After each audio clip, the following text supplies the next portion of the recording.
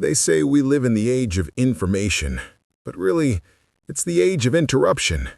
Every sound, every scroll, every ping is a thief, stealing seconds, slicing focus, fragmenting who you are. You don't even notice it happening anymore. You open your phone to check one message, and 45 minutes vanish. You sit down to work, and before you know it, you're buried under a mountain of tabs and half-finished thoughts. And somewhere, deep down, you wonder, when did my mind stop being mine? But imagine this. What if you could stand in the center of all that noise and still feel calm? What if you could train your brain to see through distraction the way a monk sees through illusion? Clear, sharp, unstoppable. This isn't about deleting apps or escaping technology. It's about mastering the one thing that can't be hacked, your awareness. Because in a world built to break your attention, focus isn't just power, it's rebellion. So before we begin, take one breath. Silence the noise for just a moment and listen. Because what comes next could change the way you think forever. Chapter 1. The Awakening. Your attention is under siege. Not by an army you can see, but by the endless hum of notifications, the silent lure of scrolling, and the dopamine drip that keeps your mind restless. In a world where everyone's shouting for your focus, silence has become rebellion. Focus has become rare. And in 2025, focus is no longer just a skill, it's a superpower. But here's the truth. Most people will never master it. They'll drown in distraction, mistaking activity for progress, mistaking motion for meaning. Are you one of them? Or are you the kind who decides today to take your mind back? Before we go further, comment below. What kind of person are you becoming? The distracted or the focused? Chapter 2. The Story. The Noise Within. Meet Alex. Not special, not lazy, just wired in like everyone else. He wakes up, scrolls through chaos, checks 5 apps before breakfast, and wonders why his mind feels like a browser with 50 tabs open. He's constantly doing but never arriving. Meetings blur together, messages multiply. Every ping steals a piece of peace. At night, he tells himself he'll do better tomorrow. But tomorrow arrives with the same flood of noise, the same empty feeling. And deep down he knows he's busy, but not alive. You've been there, haven't you? Running faster but feeling emptier, like chasing clarity in a fog? Chapter 3. The Discovery. The Moment of Stillness. Then one morning, Alex's phone dies, literally dies during his commute. No music, no messages, just silence. At first, panic. Then, stillness. He watches people, the light on the train window, the rhythm of his own breath. For the first time in years, he feels present. And in that quiet, he realizes the world isn't the problem. His relationship with it is.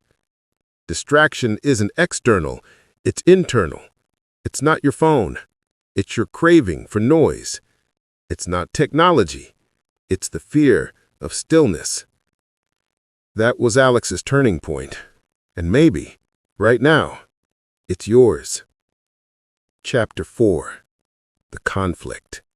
The Inner War. Focus isn't found. It's forged. At first, Alex tries a digital detox. He uninstalls apps, silences notifications, locks his phone in a drawer. It works for a day. Then the itch returns. His mind starts searching for distraction like a junkie looking for a hit. Because here's what no one tells you. You can't delete distraction until you understand your addiction to it. Our brains are dopamine machines, wired for novelty, not depth. Neuroscience shows that every notification gives you a micro-reward. That's why your focus fractures, not because you're weak, but because your brain has been trained to scatter. So Alex does something radical. He decides not to fight distraction, but to observe it. He sits down, closes his eyes, breathes. 1 minute of mindfulness becomes 5, then 10. Each breath a rebellion.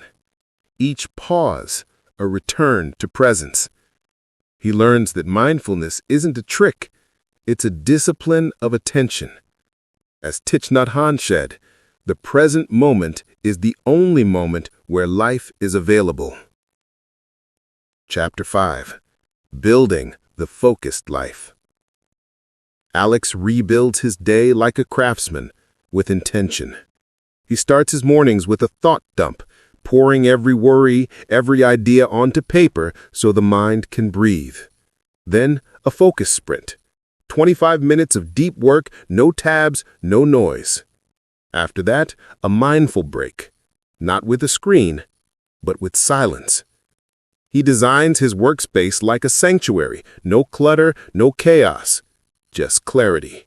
He adds white noise, removes distractions, and works in full presence. It's not perfect. Some days the old habits whisper back, but now he sees the distraction before it owns him. And that is awareness, the seed of mastery. Pause here. Take a deep breath. Visualize your ideal day. Calm, clear, productive. How would your life change if you lived each day fully present? Chapter 6. The Resolution. Becoming the Focused One. Weeks turn into months. Alex feels different, lighter, sharper, freer. Not because he's doing more, but because he's doing what matters. He ends each week with a review and refine ritual. What worked? What distracted me? What can I improve? He celebrates progress, not perfection. He's no longer trying to manage time. He's mastering energy. And here's the irony. By doing less, he achieves more. Because now every action is charged with attention. He's not multitasking. He's present. And presence is power. Chapter 7. The Philosophical Payoff. The New Definition of Success. Most people think productivity is about doing more. It's not. It's about doing what matters most with full attention. Focus isn't a talent. It's a decision. And every moment, you're making that decision. To be here or to be elsewhere. Seneca once wrote, "It is not that we have a short time to live, but that we waste much of it." And maybe that's the real tragedy. Not that the world is distracting, but that we let it fragment our lives. Being focused in a distracted world isn't about escaping noise. It's about finding silence within it. It's about turning your attention into armor, your presence into power. Chapter 8. The Call. Reclaim your mind. So, now the question is yours. Will you keep scattering your mind across the noise, or will you gather it and create something extraordinary? Right now, take a breath. Close every unnecessary tab, not just on your screen, but in your mind, and start again. Because your focus is your freedom. And in this distracted world, the most radical act is to be fully here. If this message spoke to you, share it with someone who needs to hear it. Comment below, one distraction you'll silence today. And remember, the world doesn't need more noise. It needs more focused souls like you.